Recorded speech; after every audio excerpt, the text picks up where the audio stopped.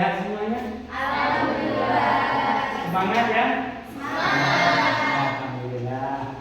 Kita ketemu lagi di semester 2 ini dengan mata kuliah pengantar ilmu pendidikan ya.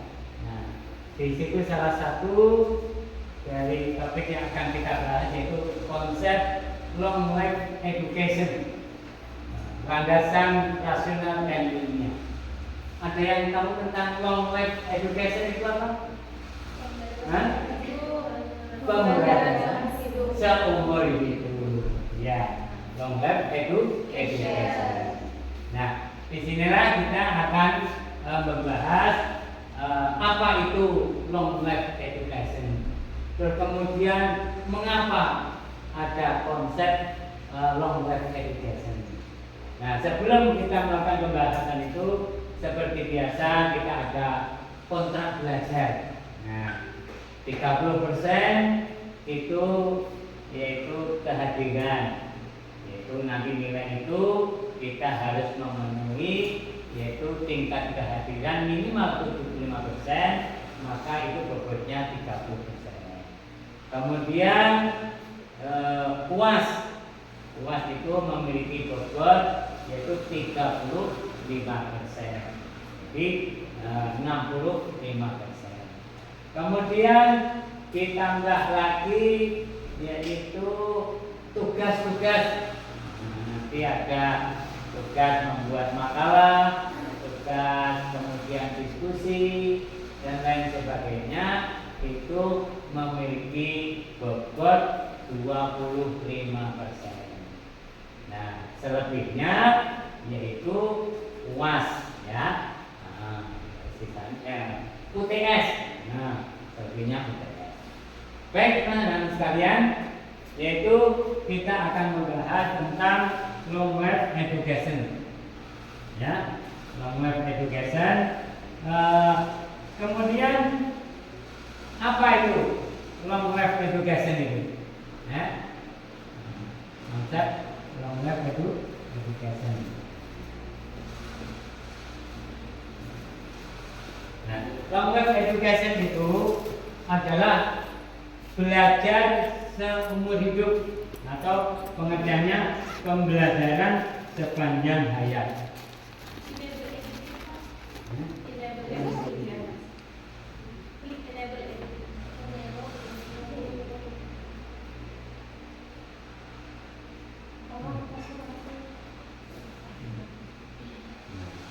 Jadi pembelajaran belajar seumur hidup ini dimulai dari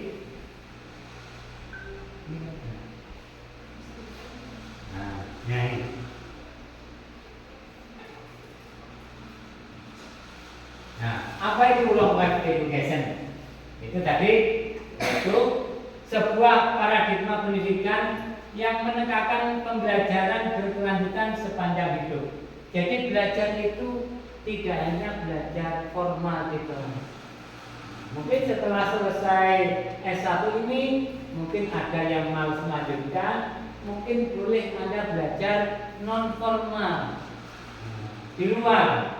Apakah belajar di masyarakat, kemudian di masjid itu ada kegiatan belajar. Pokoknya belajar itu tidak harus yaitu belajar formal.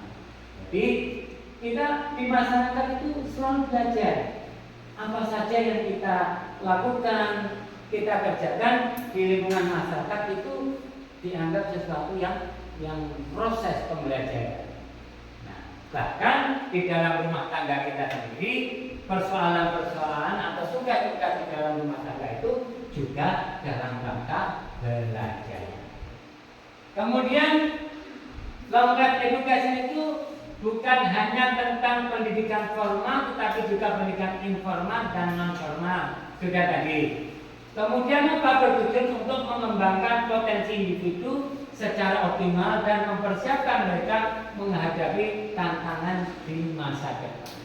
Nah, karena tantangan kehidupan ini semakin kompleks, kemudian perubahan-perubahan kehidupan itu semakin beragam, maka kita secara individual dituntut untuk belajar dan belajar. Jangan pernah berhenti untuk belajar. Usia berapapun, keadaan apapun, kita tetap harus belajar. Nah, kemudian kenapa kok kita itu suruh belajar itu sepanjang hayat? Belajar kok tidak ada habis-habisnya. Ya sekolah pun tidak ada habis-habisnya, ada S1, S2 sampai S3. Sehingga mahasiswa itu sampai orang tua. Mengapa apa alasannya kok belajar suruh sepanjang hari? Yaitu sebuah paradigma pendidikan yang menekankan pembelajaran berkelanjutan sepanjang hidup. Nah, kenapa? Kita ini di dalam konsep Islam itu kewajiban belajar itu dimulai dari ayunan sampai ke liang. Nah ini kan mulai dari kecil sampai kita mati sepanjang hayat, sepanjang hidup. Oleh sebab itu kita harus punya semangat untuk selalu belajar. Karena apa? Sesungguhnya pribadi seseorang, kemampuan seseorang, skill seseorang, pengetahuan itu adalah berproses. Tidak ujug-ujug kita ini mengerti atau tahu tentang semuanya. Kita tahunya berproses. Nah, ini. Jadi karena kematangan seseorang dalam beriman itu selalu berproses. Kemudian yang kedua, bukan hanya tentang pendidikan formal, tetapi juga pendidikan informal dan non formal. Bertujuan untuk mengembangkan potensi individu secara optimal dan mempersiapkan mereka menghadapi tantangan di masa depan.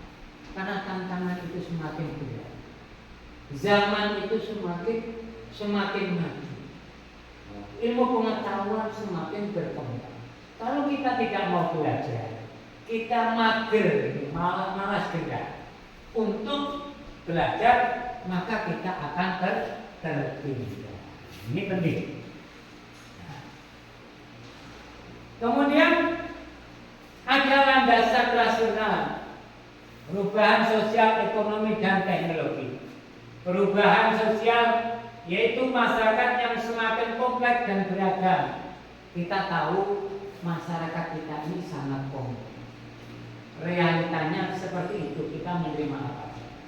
Dan kemudian keragamannya sangat besar, baik dari sisi budaya, dari sisi agama, dari sisi ras dan lain sebagainya.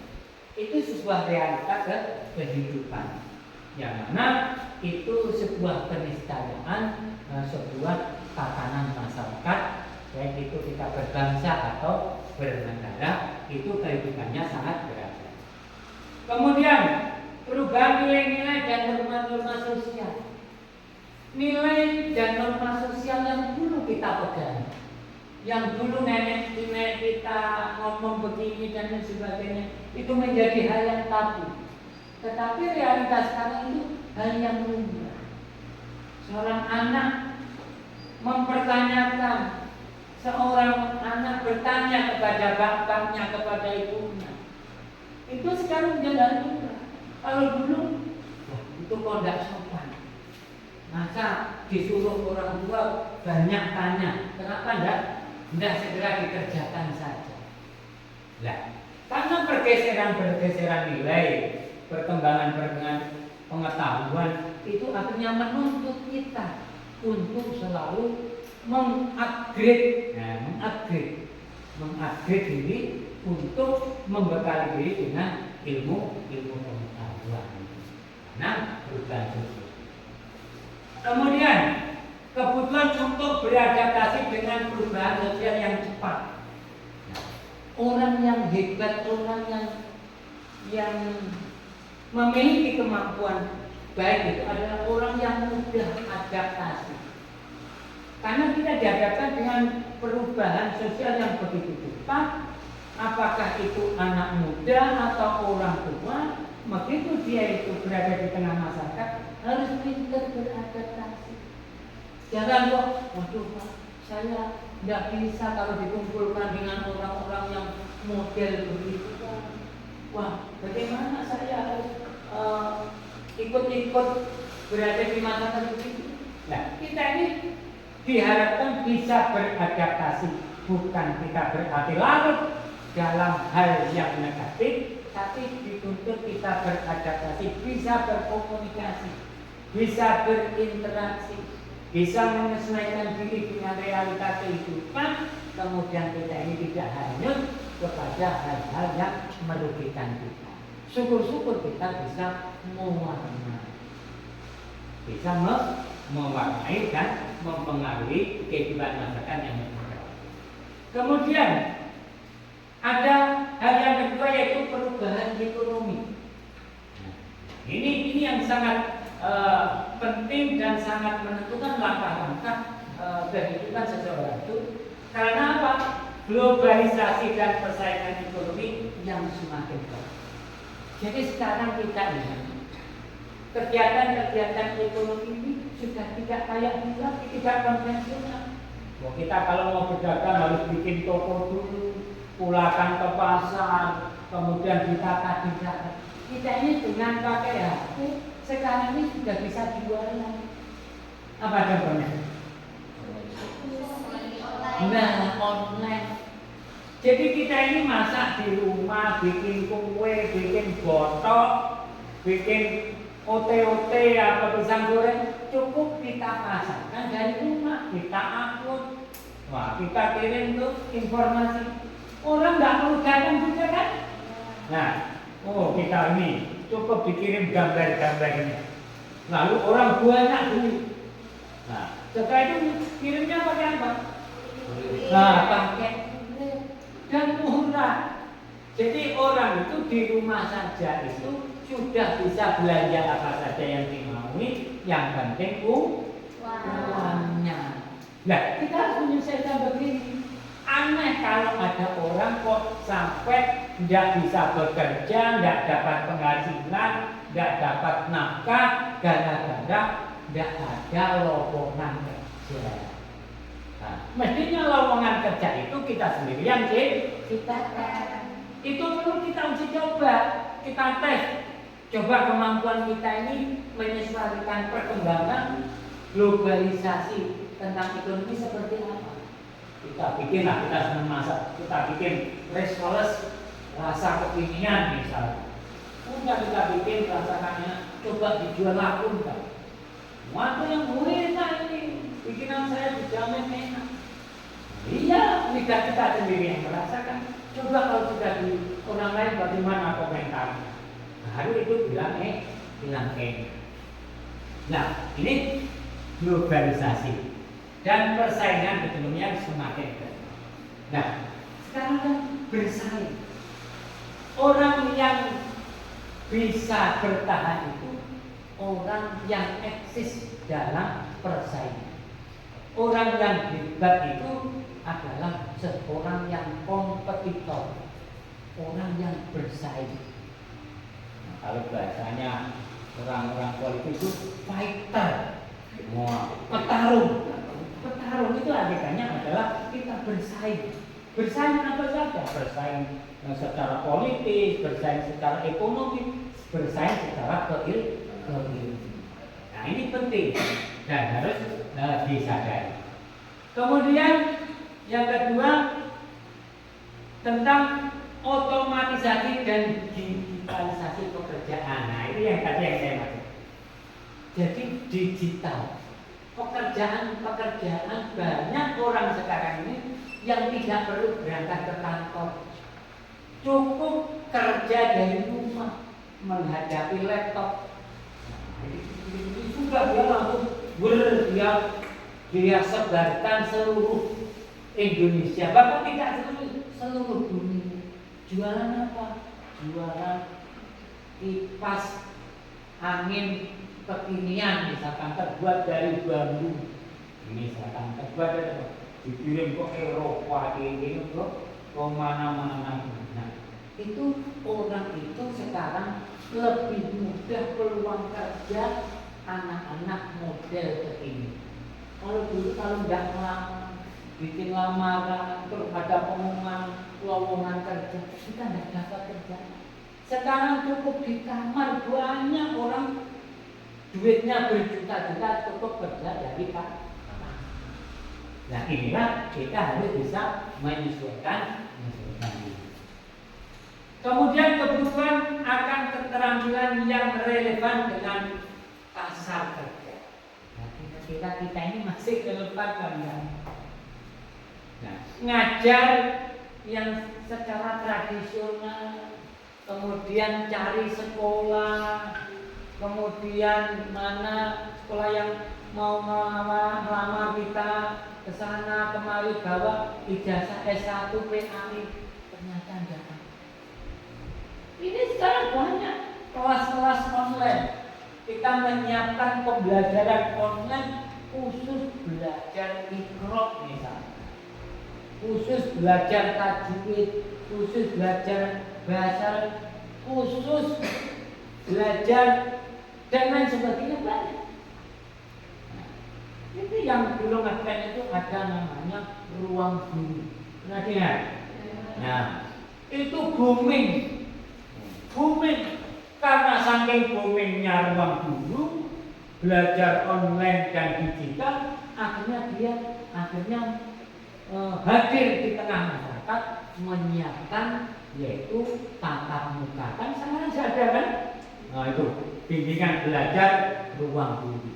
Itu cantik, itu kehebatan orang-orang di era sekarang. Nah kemudian yang ketiga, perubahan teknologi. Nah ini perubahan teknologi, perkembangan teknologi yang pesat yang hadir di tengah kita. Jadi teknologi kayak Android, ayo kita gunakan. Tidak hanya chatting-chattingan WA, kita Instagram, baca pesan dan tapi kita gunakan untuk media belajar. Kan ada itu. Tiap pagi ada kiriman postingan dari belajar tentang HP. Kan bisa itu. Ada setiap jam sekian itu ada kita dikirim tentang bisnis hati yang baik dan lain sebagainya. Ini perkembangan teknologi yang besar. Belajar tidak harus di sekolah, tapi lewat alat komunikasi atau alat teknologi.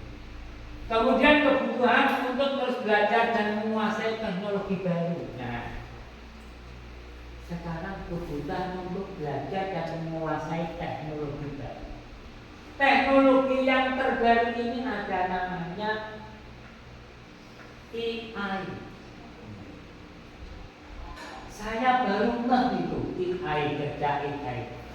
Jadi penulis, ngarang buku, mau ngarang apa saja itu cukup klik AI. Kalau kita bisa menggunakan teknologi itu, kita akan mampu menguasai apa saja itu. Jadi perkembangan teknologi begitu cepat. Teknologi terbaru. Nah, makanya ini AI sudah paham semua penggunaan AI. Sudah ya. Jadi kalau kita bikin makalah simpel Pak. Kita mau bikin skripsi simpel. Iya kan? Sudah coba kan? Saya yang tua itu baru aja. Ibarat orang katrok. Ketinggalan yang muda-muda. Nah, makanya perkembangan teknologi digitalisasi dalam bidang ilmu pengetahuan dan teknologi ini kita jangan sampai ketinggalan agar kita bisa selalu mengikuti perkembangan. Nah, kemudian yang ketiga, akses yang lebih mudah ke informasi dan sumber belajar. Kira-kira kita mau nyari materi lebih mudah apa enggak sekarang? Ya.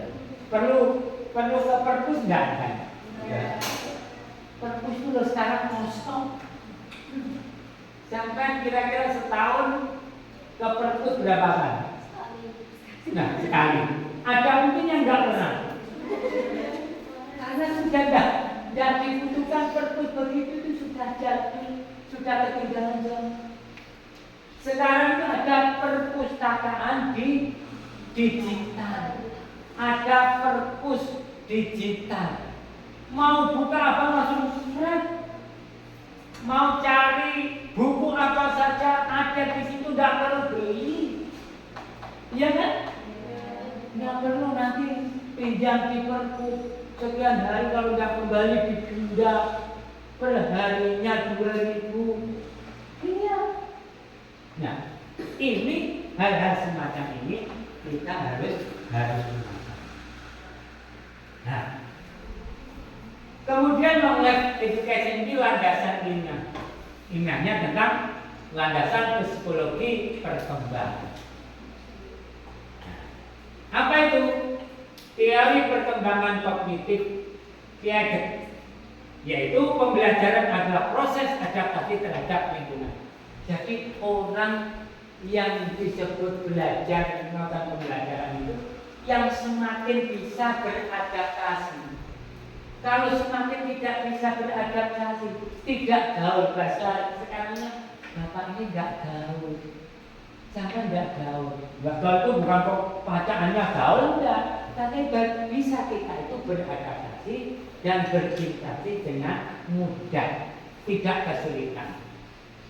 Kemudian individu terus mengembangkan skema kognitif sepanjang hidup.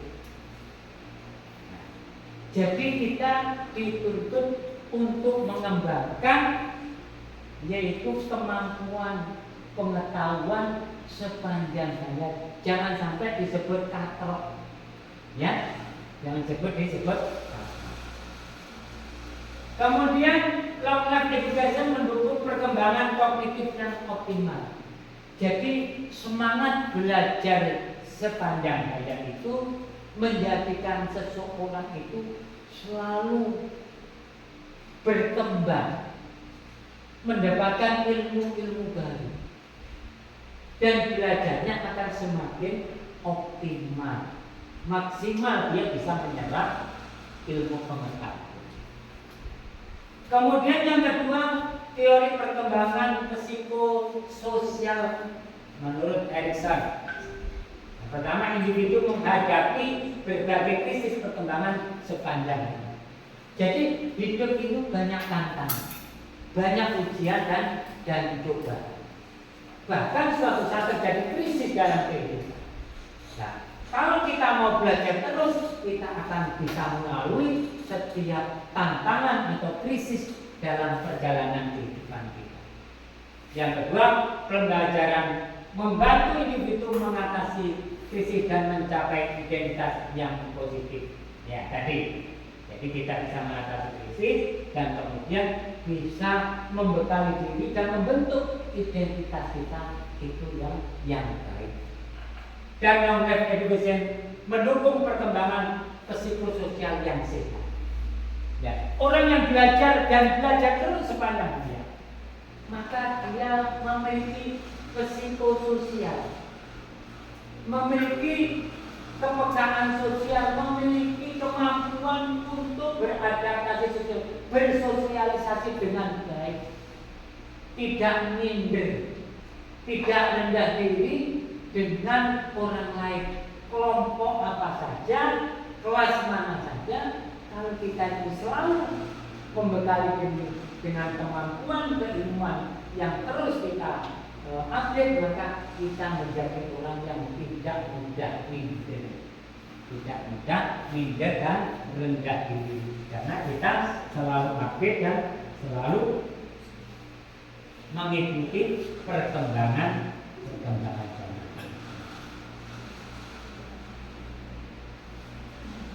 Nah, orang belajar sepanjang hayat, apa dampaknya?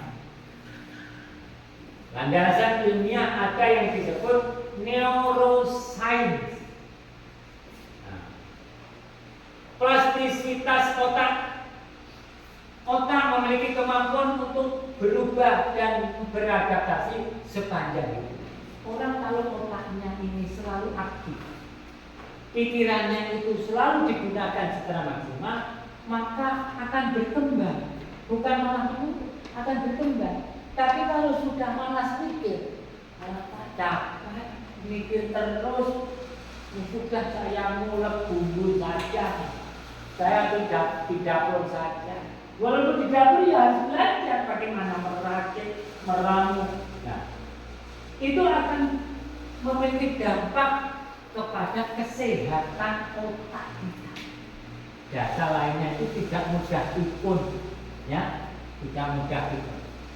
Kemudian pembelajaran merangsang pertumbuhan koneksi saraf baru. Long life education menjaga otak tetap aktif dan sehat. Jadi kalau kita ini aktif berpikir, itu merangsang regenerasi sel otak, sehingga otak kita itu selalu sehat, otak kita selalu fresh, otak kita ini berkembang. Ini orang kalau mikir terus akhirnya bisa stres. Enggak. Orang stres itu karena hal-hal yang lain, karena dia itu tidak bisa meminus. Tetapi orang yang aktif berpikir ini memiliki manfaat dan kesehatan otak. Kemudian neurogenesis, yaitu pembentukan neuron baru di otak dapat terjadi pada usia dewasa. Jadi pembentukan neuron baru di otak itu bisa terjadi pada orang-orang dewasa seperti itu. Kalau otaknya itu aktif, itu justru akan meningkatkan kemampuan dan daya. Kemudian pembelajaran dapat meningkatkan neurogenesis, dan kemudian long life education mendukung kesehatan otak dan fungsi kognitif. Nah, jadi dari tinjauan medis, tinjauan ahli-ahli saraf tentang belajar tentang bagaimana fungsi otak dan kerja otak dan memaksimalkan kerja otak, maka orang yang belajar ini memiliki manfaat yang besar bagi kesehatan dan perkembangan otak. Kemudian landasan ilmiah sosiologinya. Dari modal sosial, jaringan sosial dan hubungan interpersonal penting untuk kesejahteraan individu. Nah, orang yang belajar, semangat belajar seakan-akan hari, otomatis dia secara sosiologis, secara sosial itu memiliki kemampuan sosiologis yang lebih besar dan lebih besar. Kemudian pembelajaran dapat memperluas jaringan sosial dan meningkatkan modal sosial tadi itu. Jadi kita belajar, kemudian interaksi sosial itu menjadi modal. Modal kita untuk apa saja? Untuk berbisnis, untuk kita mau mendekati masyarakat, untuk kita bisa lebih nyaman di tengah masyarakat dan lain sebagainya. Kemudian long life education mendukung partisipasi sosial dan keterbatasan komunikasi. Ya. Jadi long life education itu bisa mengatasi kesulitan tentang komunikasi dengan individu. Kemudian teori belajar sosial, individu belajar melalui observasi dan interaksi dengan orang lain. Jadi orang belajar itu adalah sebenarnya proses interaksi, berhubungan antara seseorang, antara individu dengan individu yang kemudian lingkungan belajar dan suportif dengan kolaborasi penting untuk pembelajaran yang efektif. Dan yang terakhir, long life education menciptakan lingkungan belajar yang inklusif dan memberdaya. Jadi semangat belajar sepanjang hayat itu akan menciptakan dia itu dalam tatanan sosial yang lebih terbuka. Orang itu lebih mau menerima, mau diajak kurang lebih, tidak pokoknya, tidak kaku. Cenderung orang itu lebih bisa menerima perkembangan. Nah, kemudian apa manfaat long life education bagi individu? Manfaatnya itu peningkatan kualitas hidup, kesehatan fisik dan mental yang lebih baik. Nah, belajar itu manfaatnya banyak. baik mental maupun fisik. Rasa percaya diri dan harga diri yang lebih tinggi. Jadi orang yang belajar dan itu punya kepedean yang lebih, punya percaya diri dan mudah minder tadi itu. Kemudian kepuasan hidup yang lebih besar. Jadi orang yang belajar sepanjang itu memiliki tingkat kepuasan dalam menjalani kehidupan itu lebih besar. Jadi ada yang mudah bersyukur karena sudah merasa cukup puas dengan apa yang dia dapatkan. Kemudian partisipasi sosial, keterlibatan dalam komunitas dan organisasi, kontribusi positif bagi masyarakat, rasa memiliki dan identitas yang kuat. Nah ini yang penting karena apa? Partisipasi sosial ini, keterlibatan kita, kontribusi kita di dalam masyarakat itu akan dilihat. Jangan sampai adanya dan tidak adanya kita itu tidak dirasakan oleh masyarakat. Inilah manfaatnya kita belajar karena kita membantu masyarakat juga belajar. Ini secara garis besar dan saya kira itu yang penting. Hal-hal yang lain saya kira nanti kita teruskan dalam tatap muka berikutnya. Ini nanti tatap muka kita ini kan 12 kali pertemuan. Nah ini ada pertemuan yang ke-8. Nanti karena keterbatasan waktu, nanti kita akan melanjutkan dalam pertemuan berikutnya. Ya, kira-kira siap? Ya. Nah, jangan lupa nanti ada beberapa tugas yang harus dikerjakan, baik tugas individu maupun tugas kelompok dengan yaitu topik long life education. Nanti kelompok berapa yang akan presentasi, nanti kita akan kupas lebih dalam lagi dalam diskusi-diskusi. Mungkin ada pertanyaan, monggo silakan. Nah, terkait dengan long life education, mengapa dan bagaimana manfaatnya dari apa yang Bapak sampaikan tadi, mungkin ada yang kurang jelas. Ya, kira cukup ya. Nah, ya, saya kira itu pertemuan kita kali ini, kurang dan lebihnya mohon maaf. Mari kita tutup dengan bacaan hamdalah.